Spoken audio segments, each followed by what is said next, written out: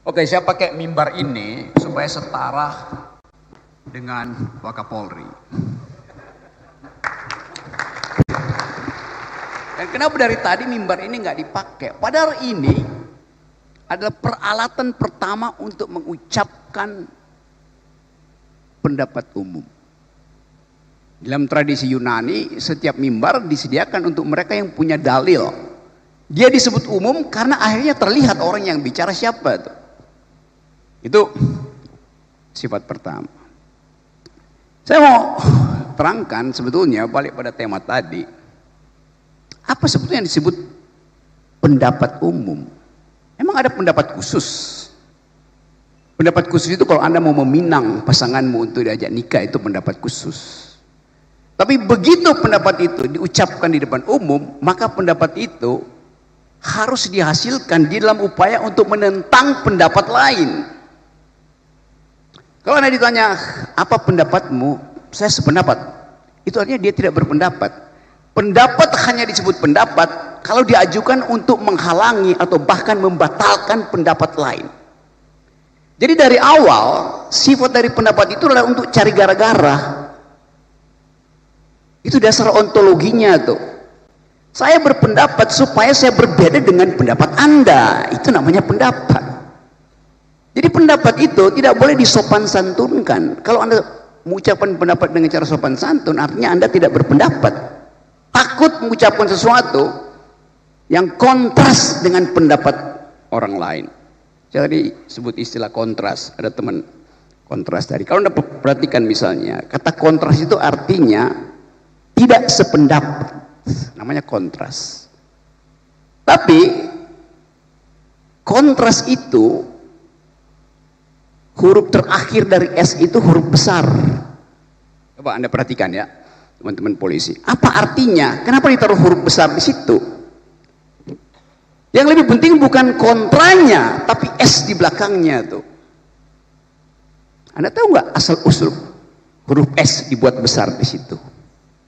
Karena pada waktu itu 98 ketika saya masih di YLBHI bersama Munir macam-macam, ada Buyung Nasution, kita ingin tunjukkan bagaimana pendapat itu harus diasumsikan sebagai pertentangan pikiran. Tetapi lebih dari itu, kata S itu artinya Soeharto. Jadi kontras itu kontra S, kontra Soeharto. Pada waktu itu kita selundupkan kemarahan kita dengan kata itu dan S di belakangnya besar. Jadi maksudnya jelas, kontra terhadap pendapat Soeharto, full stop. Gak ada keraguan kita katakan waktu itu. Kenapa? Karena moralnya ada pada kita, pada masyarakat sipil. Saya buka aja rahasianya tuh, kenapa S-nya di belakang itu besar tuh. Sekarang kontra S-nya apa? S-nya apa? Subianto, Sigit. Itu namanya hermeneutic of suspicion. Kita mencurigai sesuatu, kita takut mengucapkan itu, kita pakai bahasa simbol S-nya di situ. Mungkin kontra sekarang itu S adalah kontra saya, kontra siapa aja tuh. Jadi saya mulai dengan cara berpikir itu. Lalu kita lihat apa sebetulnya kemarahan publik kepada Parcok hari ini. Sebut aja secara resmi. Kenapa publik marah pada Parcok? Bahkan marah pada oknum gitu. Absurd. Kita coba lihat bagaimana sebetulnya proses yang kita sebut sebagai reformasi kepolisian. Tidak pernah terjadi reformasi. Yang terjadi pemisahan antara tentara dan polisi pada waktu itu. Yang terjadi adalah pemisahan kelembagaan, bukan evaluasi terhadap kondisi. Waktu kita mulai membayangkan kita mau pergi pada demokrasi, urusan pertama kita adalah siapa yang mengganggu demokrasi? ABRI 98 yang mengganggu menghalangi demokrasi. Siapa itu ABRI? Tentara dan polisi. Bayangkan misalnya saya di YLBHI, setiap kali kita diskusi, orang dari Kramat 5 itu datang masuk ke ruangan Adam Malik di YLBHI. Dia berdiri di atas meja, naik di atas meja. Demi undang-undang saya batalkan, saya bubarkan diskusi ini. Pada waktu itu masih mengucapkan demi undang-undang. Pada waktu itu polisi masih sama dengan tentara. Dan saya tahu Kasat Reskrim apa waktu itu namanya adalah Tito Karnavian. Jadi saya kenal Pak Tito dari awal. Tetapi pada waktu itu pengenalan kita anggap bahwa institusi buruk, bukan personalnya yang buruk. Sekarang ada orang yang maki-maki Pak Tito tuh. Tiap hari maki-maki Tito. Kenapa? Tidak kita biasakan untuk mengevaluasi kondisi yang menyebabkan kepolisian sekarang itu dibenci oleh rakyat. Lalu kita dalami lahan-lahan. Waktu terjadi reformasi, polisi dipisahkan dari tentara, tentara disuruh balik ke barak, polisi betul-betul jadi aparat Kamtibnas. Tapi itu adalah reformasi.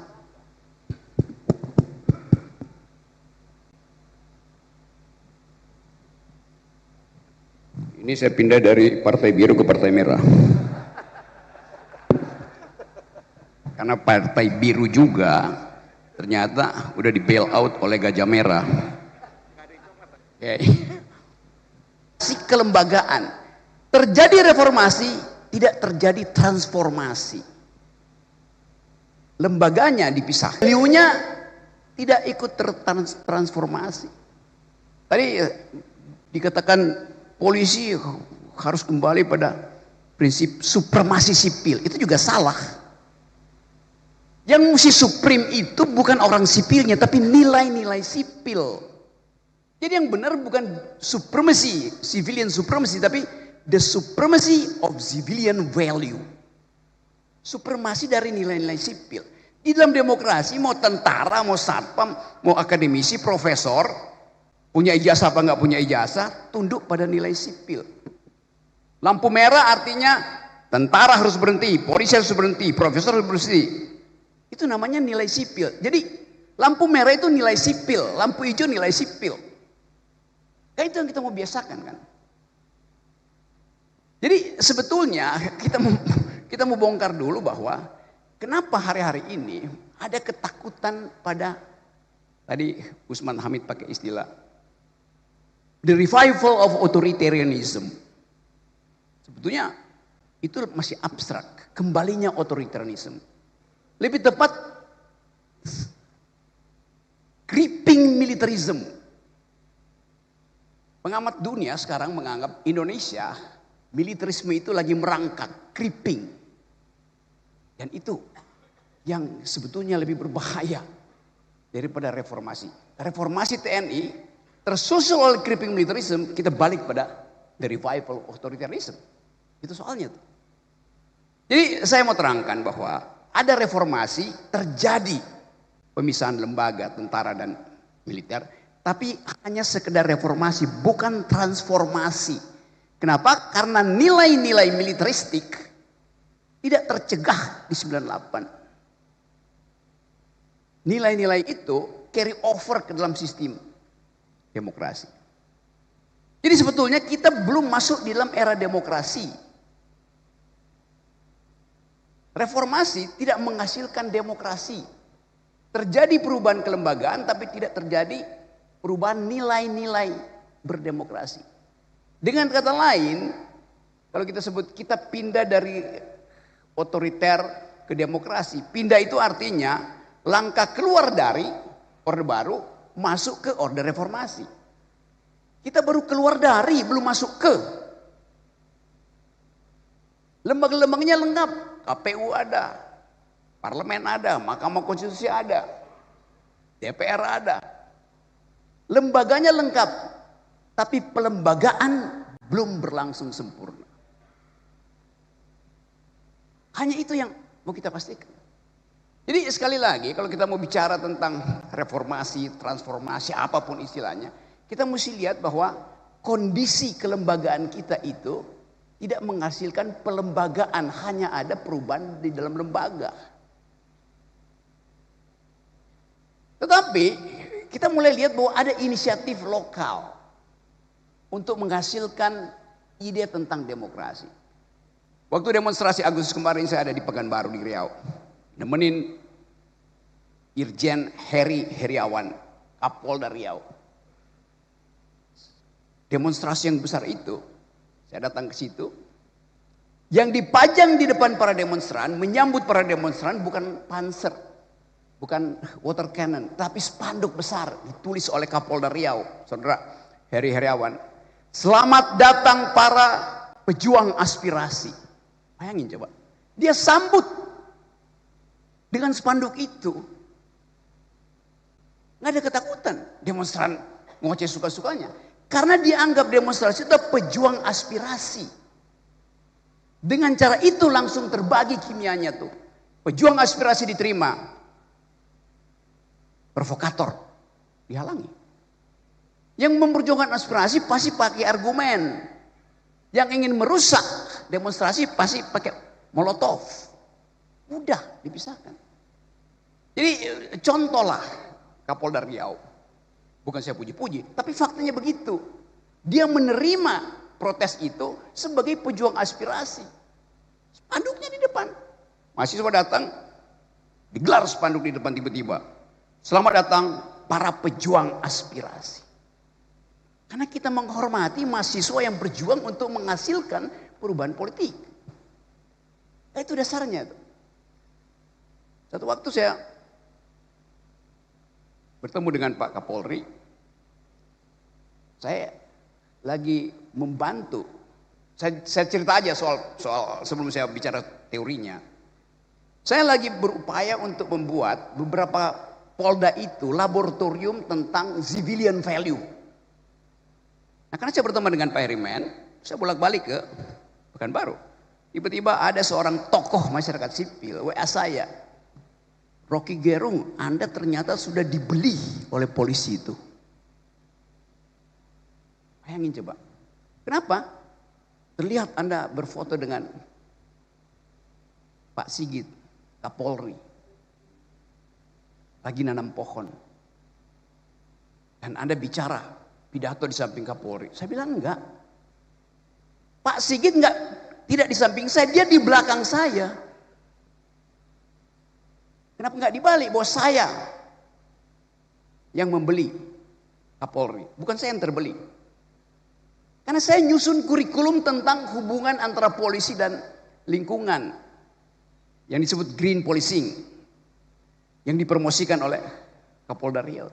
Jadi bayangin, masyarakat sipil pun mencurigai aktivitas masyarakat sipil karena dia nggak paham bahwa lebih banyak orang yang mati karena kerusakan lingkungan daripada yang mati di jalan raya. Itu soalnya. Jadi kepicikan aktivis masyarakat sipil juga ada karena kecengengan, nggak bisa berpikir. Kalau saya kritik, saya juga kritik lingkungan saya yang mencurigai hubungan antara aktivis, dosen, jurnalis dengan kalangan kepolisian. Rocky Gerung sudah terkooptasi oleh Kapolri. Lalu dalam isu lingkungan terbalik, Pak Sigit terkooptasi oleh isu lingkungan yang saya buat. Begitu dong fairness-nya tuh. Jadi kita lihat bagaimana kepicikan itu ada di dalam bahkan masyarakat kita. Dan itu terjadi karena satu hal. Di belakang kepala kita, di belakang kepala mak-mak, di belakang kepala para dosen, kepala jurnalis, ada isu yang unexplainable, unspeakable. Yaitu soal fufu-fafa dan soal ijazah palsu. Itu yang jadi background kemarahan publik yang tidak mungkin dia ucapin. Karena menunggu kepastian isu ini sampai di mana tuh. Kita bikin riset, saya bikin riset, isu ini akan ada di semester ke depan masih ada di situ. Jadi kita mau coba bahas sekaligus apa yang kita sebut sebagai reformasi sebetulnya basisnya adalah kecurigaan masyarakat sipil terhadap penyelesaian kasus-kasus yang sangat sensitif. Mereka tidak bisa ucapkan, saya pakai satu istilah. Deep psychology, psikologi dalam masyarakat kita adalah bimbangan, kecurigaan, ketidakpastian. Ketidakpastian politik sekarang disiram dengan ketidakpastian ekonomi. Maka orang akan cari siapa yang harus bertanggung jawab. Kata anarkisme itu adalah puncak tertinggi dari demokrasi itu. Kata anarkisme datang dari penggalan kata an dalam bahasa Greek, bahasa Yunani, dan arko. Arko artinya kepala, an artinya tanpa kepala. Demokrasi memang harusnya tanpa kepala karena kesetaraan. Tapi udah kata itu udah keburu dipakai. Kalau begitu saya nggak boleh lagi mengajar. Saya mengajar critical thinking di UI. Di dalamnya saya mengajar dua cara berpikir kritis. Satu Marxisme, dua anarkisme itu. Marxisme adalah kritik terhadap arogansi kapital. Anarkisme adalah kritik terhadap arogansi kekuasaan.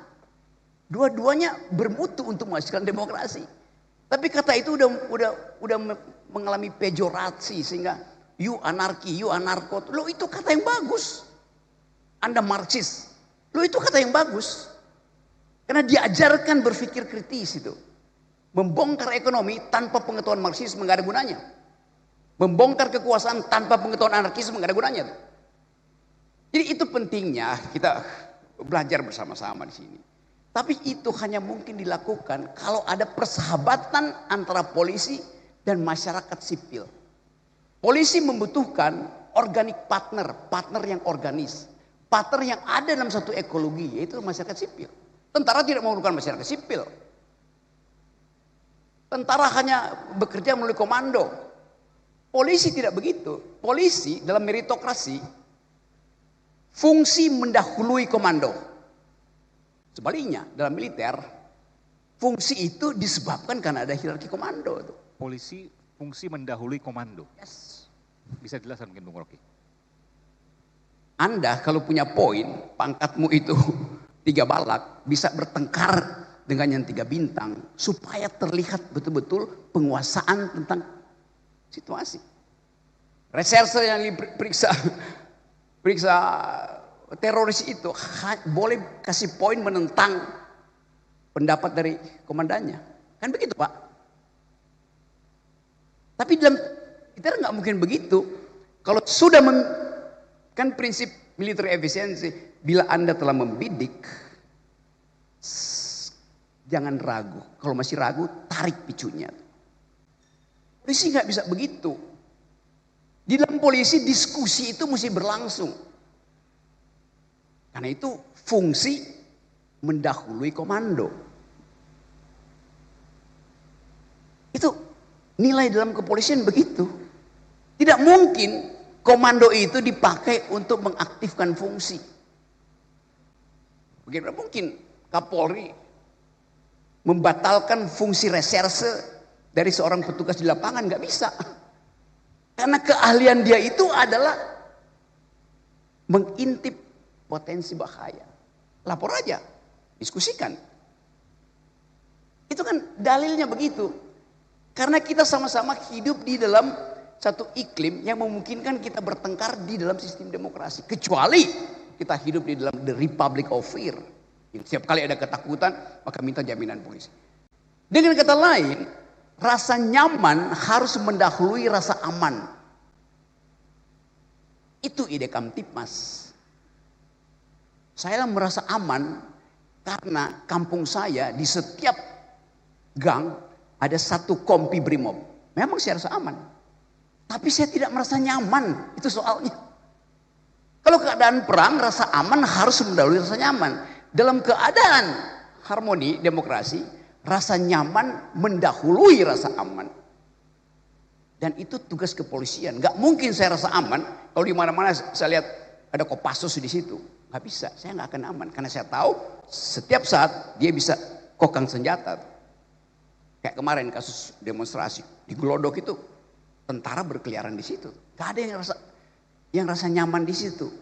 Rasa aman diproduksi karena saya tahu di belakang saya ada senjata. Rasa nyaman diproduksi karena saya tahu di belakang saya ada polisi. Kenapa? Saya bisa bercakap-cakap dengan polisi. Kenapa? Kita satu grammar. Polisi itu adalah masyarakat sipil yang dipersenjatai untuk melakukan tadi tindakan terakhir itu represi. Tapi sebelumnya diskresi polisi itu selebar demokrasi itu. Jadi bagus betul kita bicara di sini hanya untuk menerangkan bahwa negeri ini memerlukan dikembalikannya civilian value, nilai-nilai sipil, bukan orang sipil. Banyak orang sipil yang pikirannya militeristik kok. Dan bisa lebih militer dari tentara tuh. Tetapi demokrasi dan polisi hidup bersama dalam ekologi the supremacy of civilian value. Jadi itu yang menerangkan kenapa kalau kita tiba pada semacam keinginan bersama, kita akan katakan bahwa reformasi polisi itu sudah berlangsung pertama di dalam tahap pemisahan kelembagaan. Tahap kedua adalah transformasi nilai.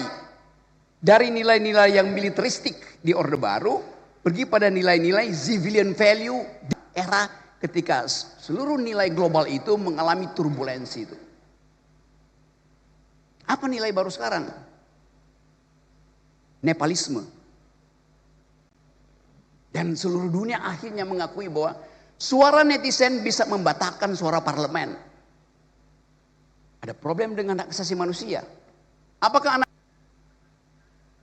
Jawabannya? pasti Ya. dianggap melanggar? Tetapi bagi mereka yang tahu bahwa deprivasi tidak bisa lagi dikendalikan, mereka anggap sekarang hak pencemaran sungai. Selamat datang Pak Kapolri, Jenderal Polisi Dr. Andes Listio Sigit Prabowo MSI. Ya karena Silakan Bang Rocky. Ya, selamat datang Pak Sigit. Saya sudah sebut 4 kali nama Pak Sigit dan saya tahu Pak Sigit on time. Right at the time, Bung Rocky, Pak Kapolri. Okay. Saya lanjut lagi ya bahwa saya baru pakai 4 menit, masih ada 8 menit. Jadi, waktu kita mengucapkan kata reformasi, sebetulnya itu terlambat. Yang kita perlu sekarang adalah istilah transformasi. Setelah lembaga polisi dan militer dipisahkan, sekarang nilai kesipilan itu kita transformasikan ke era ketika seluruh dunia mengalami, bahkan bukan lagi transformasi, tapi Pak Magnis istilahnya itu transvaluasi, kata Nietzsche. Orang Jerman bilang Ummertung aller Werte, Werte, betul? Ya, betul. Umwertung aller Werte, transformasi semua nilai itu. Jadi sekali lagi, kepentingan kita dengan reformasi kepolisian ini dimulai dengan transvaluasi. Semua nilai kita bicarakan ulang, karena bukan cuma di Indonesia terjadi transvaluasi nilai, seluruh dunia. Filipina, Nepal, Timor Leste, Itali, Prancis, semuanya ada dalam upaya untuk mencari nilai baru apa yang memungkinkan sejarah manusia itu dinaikkan 1 oktav tuh. Jadi sekali lagi saya anggap bahwa ini satu momentum bagus supaya kita tahu bahwa berpendapat itu diucapkan untuk berbeda, bukan untuk menyetujui. Pendapat hanya disebut pendapat kalau ada yang menentang pendapatmu. Anda berpendapat, tidak ada yang menentang, itu artinya Anda lagi berdoa. Doa tidak boleh ditentang, pendapat termasuk forum-forum akademis. Di tempat saya mengajar pun di UI itu yang ada feodalisme. Tidak boleh berpendapat alternatif di situ. Saya kasih contoh ya. Satu waktu saya diundang dalam satu presentasi upacara pengukuhan seorang doktor. Teman saya. Sang promovendus, setelah bukan promovendus karena dia perempuan, promovenda. Si perempuan ini selesai presentasi diuji oleh profesor biasa, penguji dan pembimbing. Pada waktu terjadi ujian, saya anggap pertanyaan memahami konsep, lalu saya angkat tangan. Saya bilang ada yang salah, saya mau bicara. Pemimpin sidang, Anda tidak bisa bicara. Loh kenapa? Anda bukan penguji dan Anda bukan pembimbing. Lalu siapa? Anda undangan. Hah? Sejak kapan satu forum akademis dibedakan antara penguji, pembimbing dan undangan? Jadi saya datang ke situ diundang hanya untuk menyaksikan toganya dipindahin dari kiri ke kanan. Kan dungu namanya. Semua forum akademis, siapa yang diundang di situ berhak mengajukan dalil atau membantah dalil. Itu. Jadi kalau Anda diundang misalnya dalam forum disertasi satu waktu mungkin akan ada perwira tinggi disertasi di sini, saya diundang, kalau saya angkat tangan jangan larang saya bicara, karena Anda undang saya bukan untuk nonton seremoni, Anda undang saya untuk memperhatikan logik, metodologi dan pembicaraan dari isi disertasi itu. Semua orang yang diundang dalam forum akademis berhak untuk membantah dalil akademis. Kita biasakan itu dari PTIK misalnya. Bukan cuma penguji yang berhak untuk bicara, siapapun yang ada di ruangan itu, dia adalah makhluk akademis. Dia mesti, itu yang namanya kebebasan berpendapat. Supaya kita bisa, ujian paling bermutu itu ujian eksternal, bukan ujian internal. Sama seperti akuntansi. Akuntansi itu audit eksternal lebih bermutu daripada audit internal. Demikian juga kalangan kepolisian tuh. Audit masyarakat sipil terhadap kepolisian lebih bermutu daripada audit internal yang dilakukan oleh fungsi-fungsi keirjenan di sini. Nah, ini sebetulnya kita lagi audit eksternal tuh, itu intinya. Tetapi sekali lagi, audit di dalam urusan demokrasi harus basisnya argumen, bukan sentimen. Ngapain mengaudit polisi dengan sentimen? Auditlah dengan argumen. Force of the better argument, itu dasarnya tuh. Jadi sekali lagi saya percaya bahwa pertemuan kita di sini untuk mengaudit kepolisian dengan dua prinsip. Satu, sudahkah kepolisian menyempurnakan proses reformasi dengan mentransvaluasinya sendiri? Apa nilai polisi? The supremacy of civilian value. Itu yang pertama. Yang kedua, di dalam keadaan global politics yang betul-betul turbulen, kepolisian lebih mampu untuk menghasilkan pikiran-pikiran akademis daripada lembaga yang lain. Karena dunia yang berubah ini memerlukan pendekatan akademis akhirnya, bukan pendekatan komando. Kalau kita mau berdamai, kita mesti ajukan argumen perdamaian, bukan menambah senjata tuh. PBB dirancang untuk menghasilkan perdamaian setelah Perang Dunia Kedua. Maka kita semua, setiap bangsa kontribusi pada PBB supaya dana perdamaiannya bisa dipakai ketika ada konflik. Oke, sekarang kita hitung. PBB dana perdamaiannya 8 miliar dolar buat menjaga perdamaian. Tetapi dana militer sedunia hari ini 18 triliun dolar. Artinya pasti akan ada perang. Kenapa? Dana perlombaan senjata lebih besar 1000 kali lipat daripada dana perdamaian. Logiknya begitu tuh. Jadi kalau kita produksi ide perdamaian, ide kesosialan manusia, ide yang dihasilkan oleh peradaban masyarakat sipil, Indonesia bisa jadi proponen pertama untuk mengatakan bahwa kami paham tentang imperialisme, kami paham tentang kekerasan. Itu kami menginginkan ada perdamaian.